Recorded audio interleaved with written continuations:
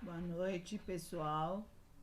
Estamos aqui hoje para a nossa aula online e espero que vocês gostem. E assim, semana passada, na terça-feira, ainda não tinha essa habilidade.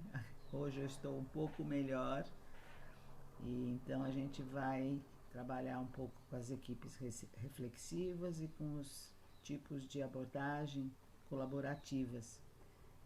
Nós estamos na sessão 1, 3. É um resumo que eu fiz, achei importante porque fala várias coisas sobre a postura do terapeuta sistêmico e fala várias coisas sobre as técnicas que são usadas, para depois a gente poder entrar na terapia de família especificamente, certo? Então eu coloquei aqui como uma. Peraí, deixa eu passar aí. Uma tentativa de situar essa equipe reflexiva. Não sei se vocês sabem, a gente trabalha em família com uma equipe que fica, que é uma equipe terapêutica, que geralmente a gente trabalha em duplas, né, para atender uma família. E nas clínicas da onde se começou a pensar em terapia familiar, onde se começou a trabalhar, existia o espelho, aquele espelho que fica, as pessoas ficam por trás, podendo assistir a sessão, e essas pessoas que ficavam atrás eram as pessoas que se chama, fazem parte da equipe terapêutica. Essa equipe terapêutica inclui o terapeuta, essa equipe que está atrás do espelho e a família também, certo? E essa equipe que está atrás do espelho, ela vai dar dicas, vai dar feedbacks para o terapeuta que está lá na frente, para os dois terapeutas.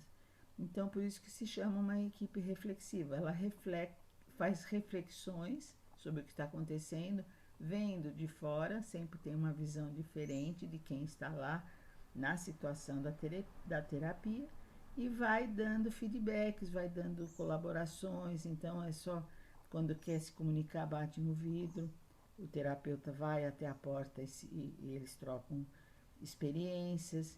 E essa experiência com a equipe reflexiva foi muito produtiva, foi muito boa.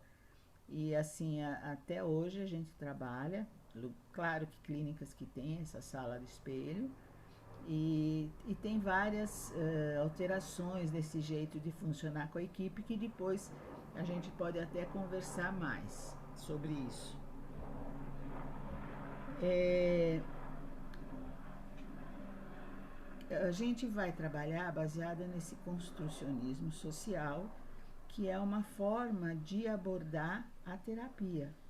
Então, vários autores falaram sobre esse construcionismo social, como tem a teoria do Freud, como tem a teoria do Jung. Então, o construcionismo social é uma nova teoria de abordagem nova para a terapia sistêmica e que vai trabalhar com a noção de que há uma interrelação entre as pessoas, a sociedade, e que essa interrelação é feita à medida que as pessoas se desenvolvem e sempre é uma co-construção. Então, para o Gergen, que é um dos pais do construcionismo social, as raízes dessa teoria vem de longa data e está nesse dualismo entre o pensamento empirista, que é o pensamento prático, baseado na experiência, na realidade, e a racionalidade, né? O racionalista. Para Grandeso, que é uma grande amiga minha, que a gente estudou junto e atualmente é uma bambambam também aqui no Brasil, a intenção de ir além desse dualismo existe na tentativa de entender o conhecimento como construído no processo de intercâmbio social, que é o que eu falei. É sempre uma relação entre os indivíduos, a sociedade, o que está sendo passado. Há uma contínua e não sistemática apropriação dos significados passados para construir as compreensões presentes. Então, e sempre está evoluindo, né? Por isso que a gente fala dessa modificação constante que vai acontecendo a partir das experiências, a partir das coisas que acontecem. Então, vocês imaginam atualmente, com a gente esse coronavírus, com essa crise, como que a gente vai sair dessa experiência? Está havendo uma construção de uma nova realidade, né? Que está sendo, inclusive, mundial.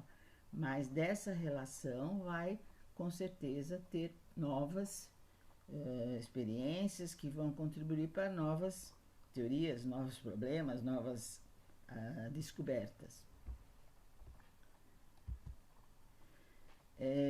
Então, o construcionismo social vai trabalhar com o quê?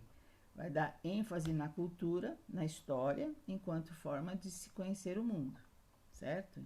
Então, assim, é bem dinâmico e bem vai modificando à medida que vai se passando o tempo e as experiências. Reconhece a importância dos relacionamentos, entendida como fonte de produção e sustentação de conhecimento. Então, é pelos relacionamentos, juntamente com a experiência, né, da cultura e do meio, que vai se construindo esse conhecimento.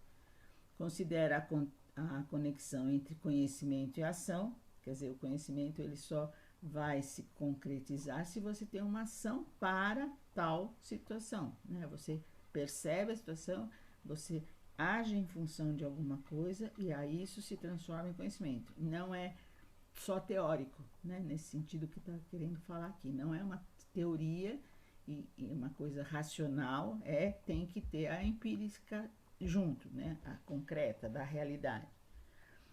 E considera a valorização da postura crítica. Então, quer dizer, sempre que você tem uma experiência na realidade, você deve assumir essa postura crítica no sentido de não considerar como verdade única, não considerar como a única coisa possível acontecer. Então, essa crítica que sempre vai estar permeando esse conhecimento.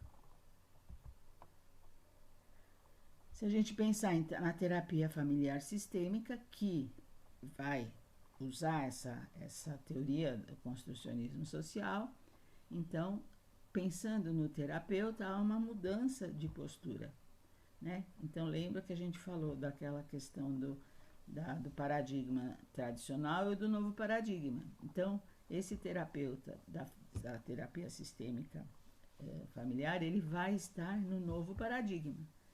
Então, não há mais certo e errado, não há mais funcional e disfuncional. Por quê? Porque não existem verdades. Então, a abordagem é diferente, você encara o problema de uma outra forma e você deixa de definir certo e errado.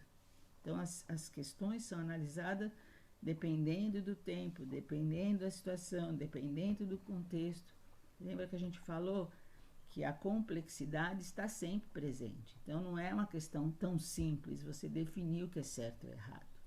Então, isso é uma mudança fundamental. E se você não tem essa mentalidade, você não consegue ser um terapeuta sistêmico, né? Porque você vai vir cheio de certos e errados e não vai dar certo. Quer dizer, você vai atuar, até pode atuar, mas não é um terapeuta sistêmico.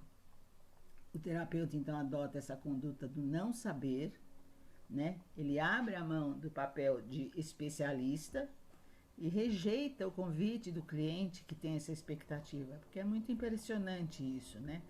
O cliente, ele quer que você dê respostas, ele quer que você dê receitas, ele quer que você dê a solução para o problema dele. E, lógico, as outras terapias, elas tentam dar ou aproximar a solução pela teoria que se tem, né? Que se sustenta o conhecimento. Agora, a teoria que sustenta aqui a sistêmica é de que você tem que ter essa postura de não saber. Na família, você é o que menos sabe. Você tem o conhecimento teórico, você tem a tua experiência de terapias, né, profissional, mas a família é quem sabe dos problemas que vivencia e é quem tem a solução para resolvê-los. Então, essa mudança, né, para quem é terapeuta sistêmico, é complicada, porque você tem que ser humilde, você tem que saber que você não sabe, né? E você tem que dar esse espaço para o cliente e você tem que mostrar isso para o cliente no sentido de que ele acredite na sabedoria dele, né? Então, eu trabalhei no meu mestrado com dependentes químicos, com familiares e a comunidade. E eu trabalhei nessa abordagem, né, nessa linha do não saber. Quer dizer, eu dava a teoria, eu dava o grupo, eu que programava tudo, mas não dava soluções, não dava respostas, não dava receita de bolo. E o pessoal foi reclamar com o coordenador da casa de recuperação que eu trabalhava, que eu não dava essas respostas, que eu não fechava, não dava, não concluía, né? E aí eu trabalhei com eles isso. Eu falei, gente, realmente não é minha postura, né? Meu objetivo é que vocês possam desenvolver essa crítica e que vocês possam ver aonde que está o problema de vocês e como resolvê-los. A gente está aqui, eu estou aqui para ajudar nesse sentido de percepção, de ampliar a visão, mas não de dar resposta. E a gente conseguiu ficar. Eu trabalhei 2 anos com eles, né, em encontros mensais. Então, eles confiaram neles enquanto grupo, né? Então, desenvolve a curiosidade, o terapeuta desenvolve a curiosidade legítima, buscando ser expert em contextos e relações. Isso é muito importante, né? Nós não somos expert em teoria, em teorização, mas em contextos e relações. Se a gente consegue perceber, né, o que está acontecendo naquela hora, naquele contexto, quais as relações que existem, onde que tem os problemas de relacionamento, você aí pode ser considerado um bom terapeuta sistêmico familiar. Continuando, então, ele vai valorizar a interação social na geração de significados para as pessoas, como a gente viu. No novo paradigma não há verdades absolutas. Então, cada pessoa vai poder significar aquele acontecimento do jeito que ela percebe, né? Então, não existe uma verdade, não existe um único jeito de ver. Cada um significa do jeito que para ele foi, que tocou, que o mobilizou. Então, por isso que numa família, cada um vê o mesmo fato de jeito diferente. E isso tem que ser mostrado e tem que ser aceito, senão, né, a gente tem os problemas familiares. Valoriza a postura de co-construção entre o terapeuta e o cliente. Então, sempre o terapeuta está lá para ajudar na co-construção, mas ele não é responsável pela construção. Demonstra atenção às potencialidades do cliente. Então, isso é uma coisa que a gente trabalha muito, né? As competências que cada um tem e como que podemos fazer com que essas competências sejam reconhecidas pelos clientes, pela família, né? Muitas vezes as pessoas têm uma competência, mas elas já não valorizam mais essa competência. Por tantos problemas que passaram, se esquecem delas. Então, fazer com que a pessoa entre em contato novamente com essas competências e que possa trazer para o ambiente, né? Poder usar a competência, a potencialidade que cada um tem. Considera a conversação como principal prática de intervenção na situação problema. Então, o nosso maior instrumento de trabalho é a comunicação. Então, a gente trabalha com a palavra, a gente trabalha com questões, perguntas que são feitas. Então, essas perguntas têm que ser perguntas que levem a ampliar, né, a visão da pessoa. Não são perguntas que são diretivas ou perguntas que fecham possibilidades. São perguntas que ampliam. Tem uma das autoras, a Harline, ela fala que as perguntas têm que ser perguntas grávidas, né? Eu fiz um curso com ela, um workshop, e ela, quando falou isso, para mim abriu uma possibilidade, porque você imagina o que é uma pergunta grávida? É uma pergunta grávida. Você faz uma pergunta que tem 1000 possibilidades. Ela é grávida de respostas. Então, não são perguntas que você pergunta para uma resposta, né? Então, ter isso em mente é muito importante. Bom, então, dentro desse enfoque do construcionismo social, a gente tem a terapia narrativa do White Epsom, a gente tem essa abordagem colaborativa que é da Harline, que eu falei, Anderson, que eu fiz o workshop dela, e a gente tem equipes reflexivas, que é do Tom Anderson. Então, vocês viram que eles são todos de 1990, né, a partir de 1990, que então são teorias recentes, mas que tem muita já pessoas fazendo, já tem muitos grupos, né, funcionando. Bom, vamos lá. Então, a terapia narrativa, ela vai dar ênfase à relação da metáfora textual. Então, quer dizer, o texto que é falado, a narração que é falada, é considerada como uma metáfora. Na realidade, será que essa história contada é a que aconteceu? Ou é como a pessoa vê esse acontecimento? A narrativa vai construir um relato coerente da pessoa e da relação que ela tem com o mundo e da visão que ela tem do mundo. Esse relato, né, como o White e o Epsom falam, né, ou percebem, é uma continuidade de sequências temporais. Então, eu conto, então aconteceu isso, aí depois. Então, são sequências que eu vou trabalhando, contando na minha narrativa e que vão compondo a minha história.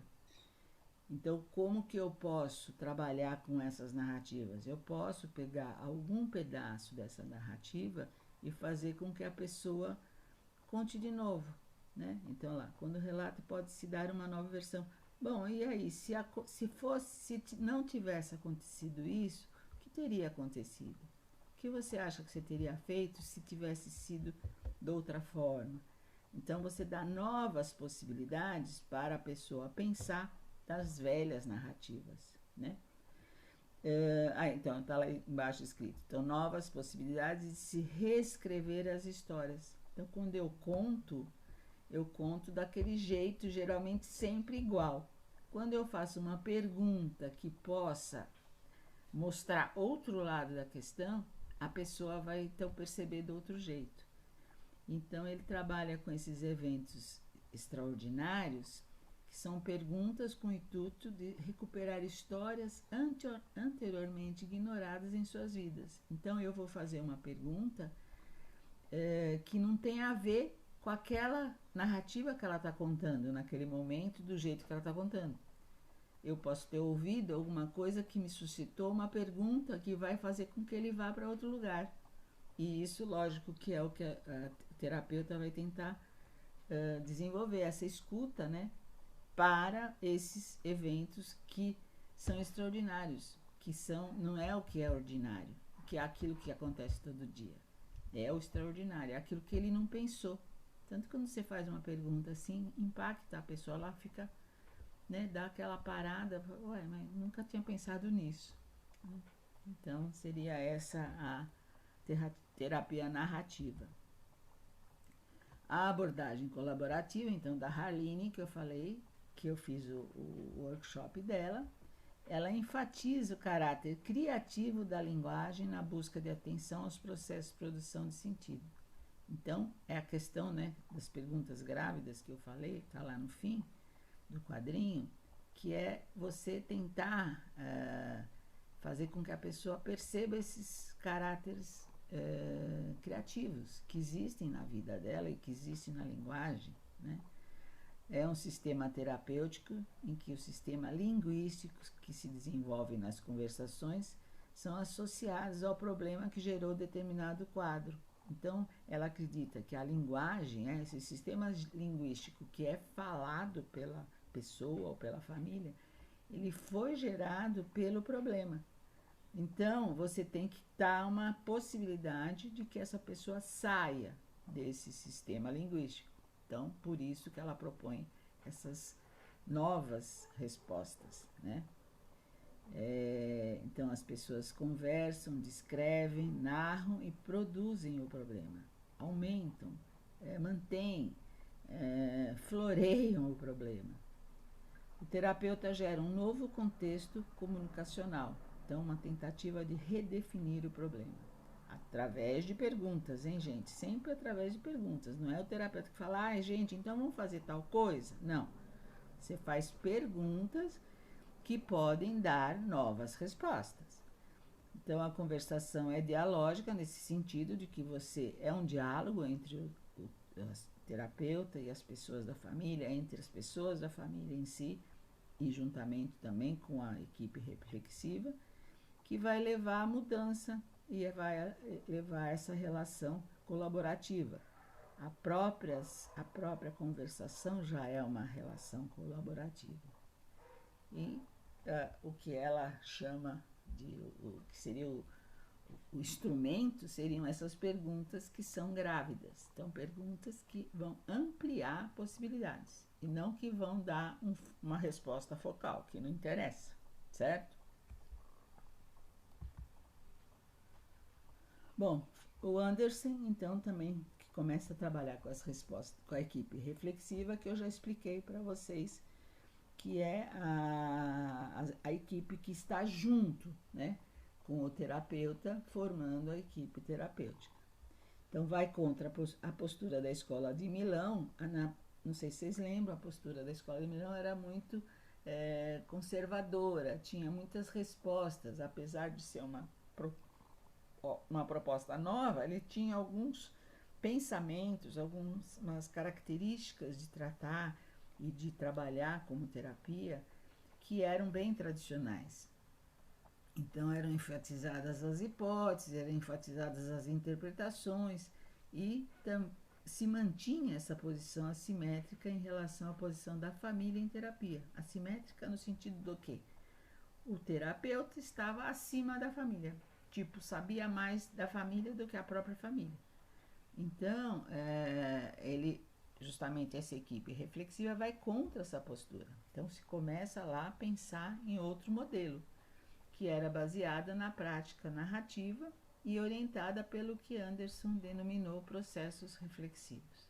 Então, a partir da narrativa que era feita, a equipe que estava atrás e o próprio terapeuta iam trabalhando e refletindo e iam numa atitude dialógica, que é de conversa, eu falo, você responde, eu falo, ampliar esse universo.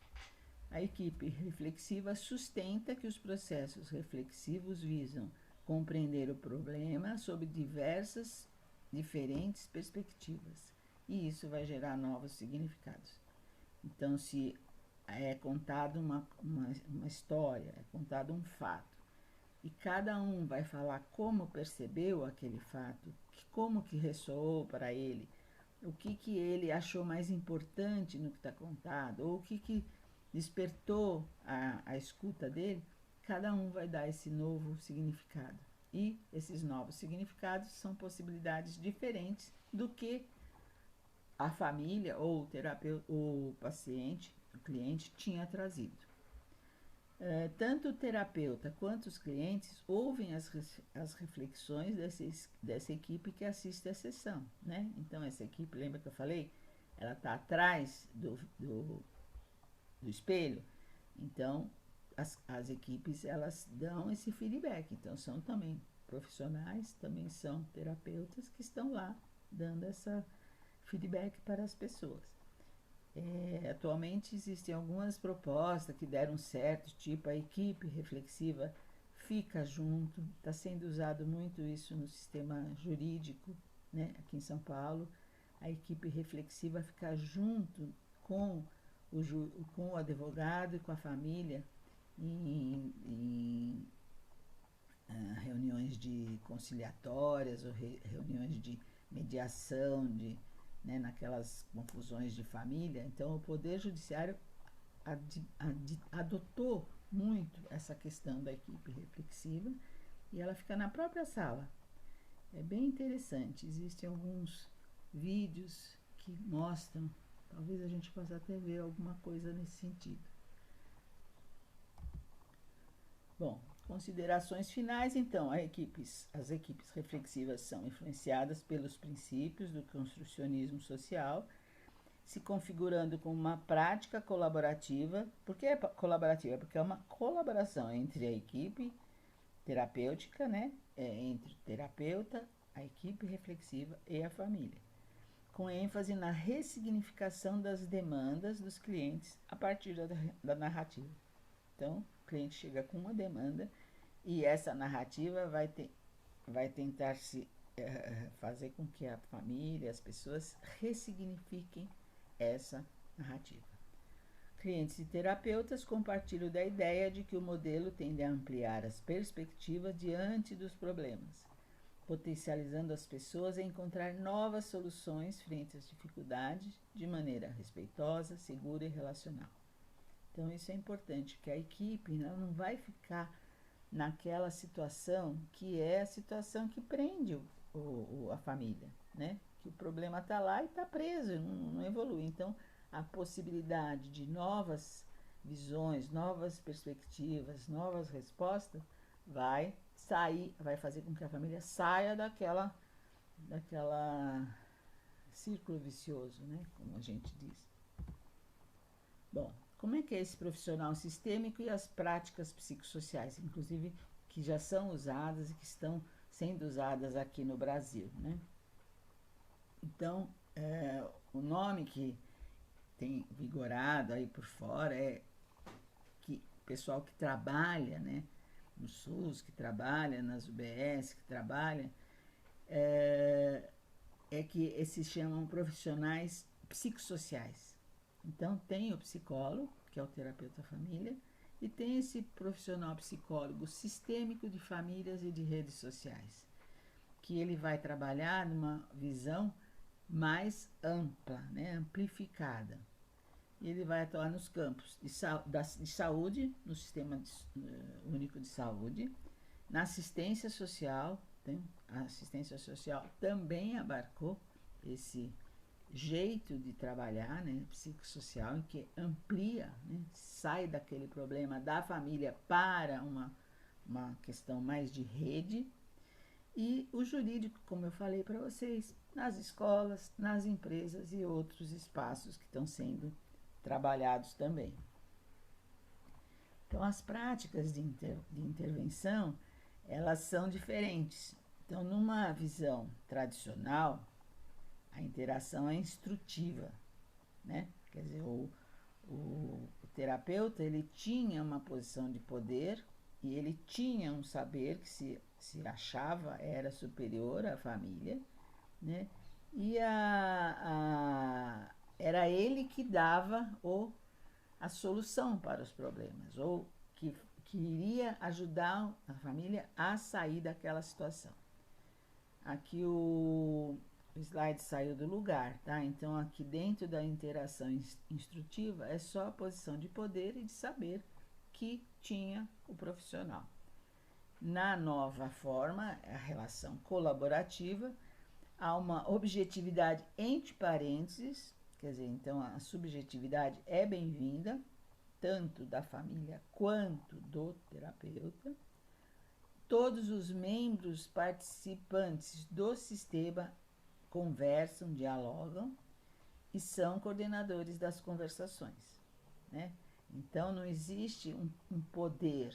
O terapeuta é que coordena, o terapeuta é que sabe, o terapeuta é que é o principal. Não é isso, não. Então, sempre lembrar que é um sistema de colaboração, de co-construção. Certo? Deu para entender isso?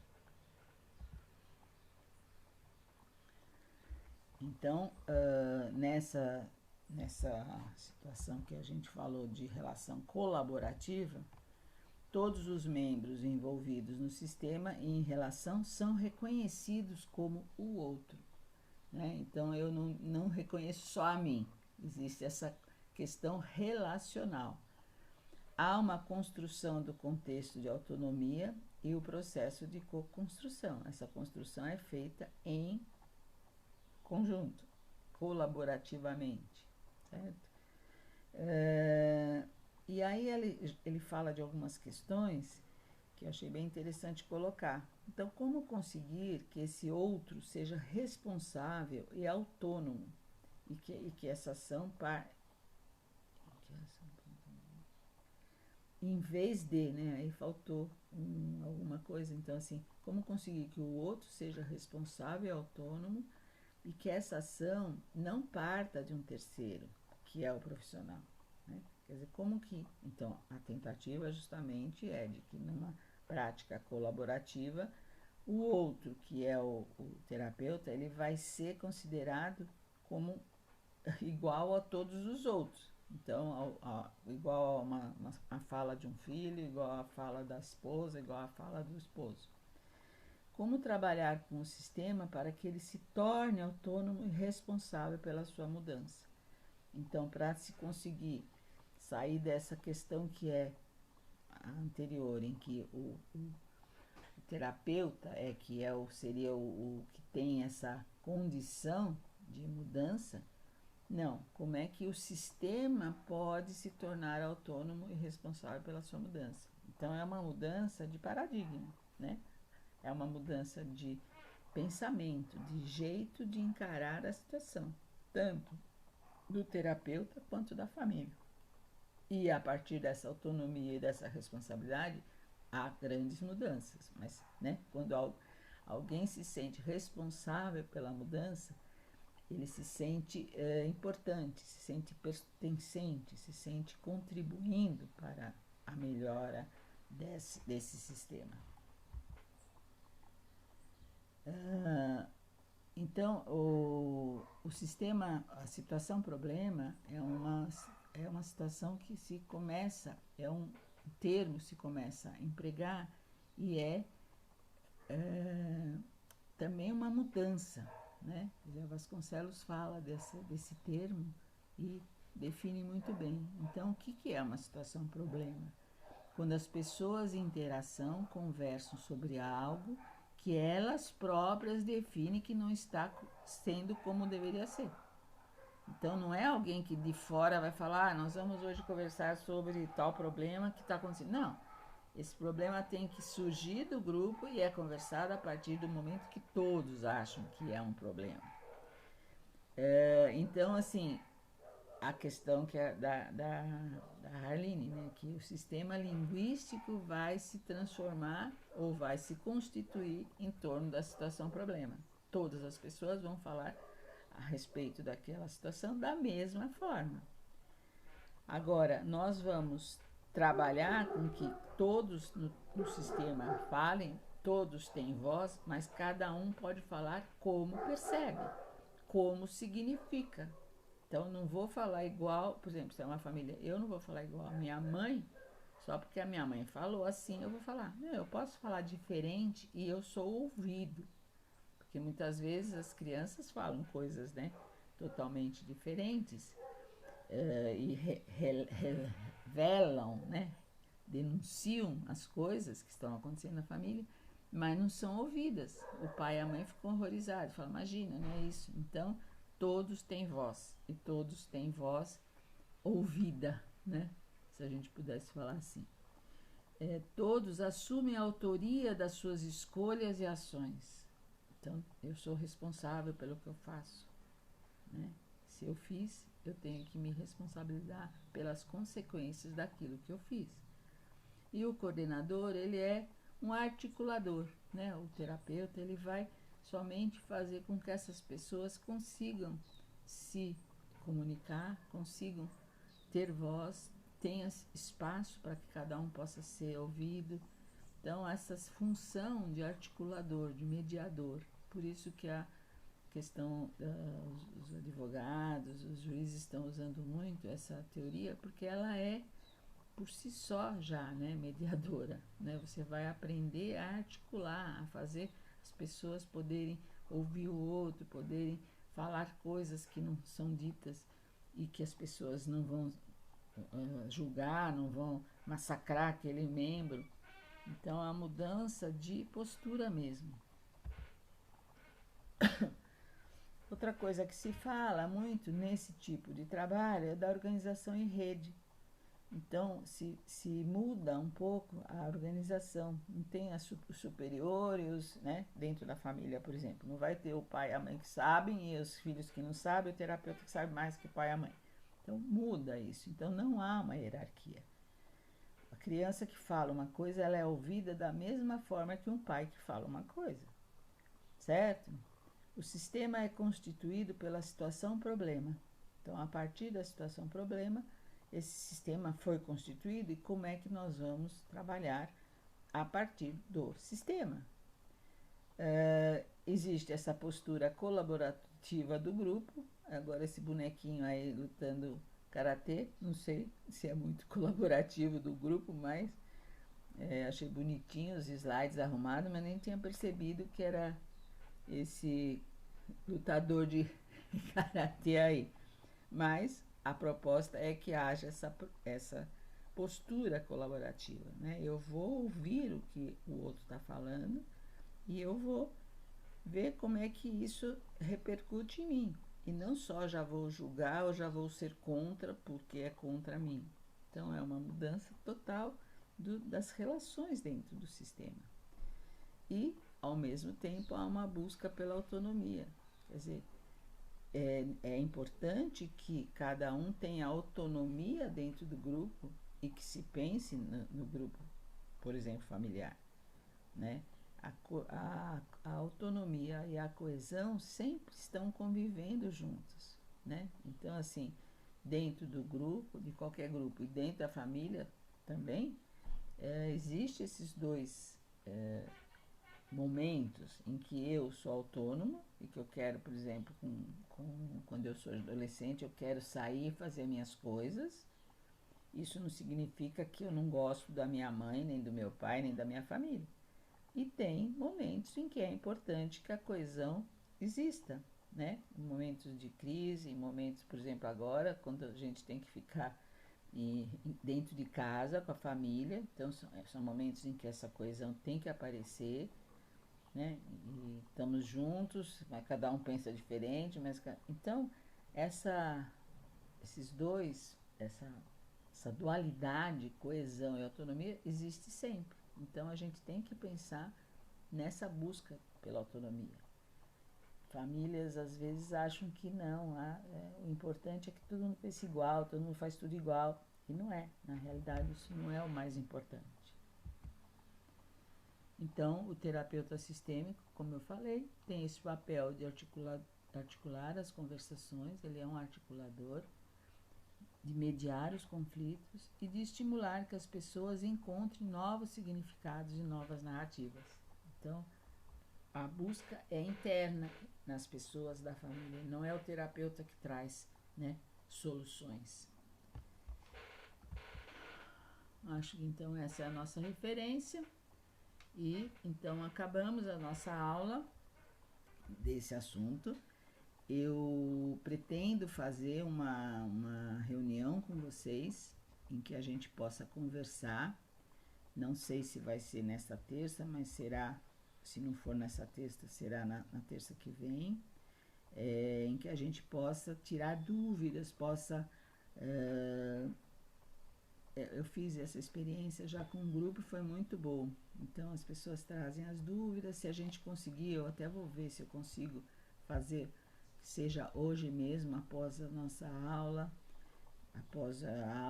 essa aula que eu estou dando, dentro do horário da aula, né? Para vocês não se sentirem lesados e que estão trabalhando demais. Se der, mas eu acho que hoje realmente não vai dar, porque como vocês acabaram de ter a aula, vocês não vão ter muitas dúvidas. Bom, gente, a gente está se adaptando. Se der tempo, se der jeito, eu farei. Se não, a gente deixa para outra terça, tá? E também já estou começando a pensar em termos do qual trabalho vai ser feito para o trabalho final, para as notas. Então, a gente está pensando nisso agora. Então, agradeço, espero que vocês tenham gostado e até a próxima.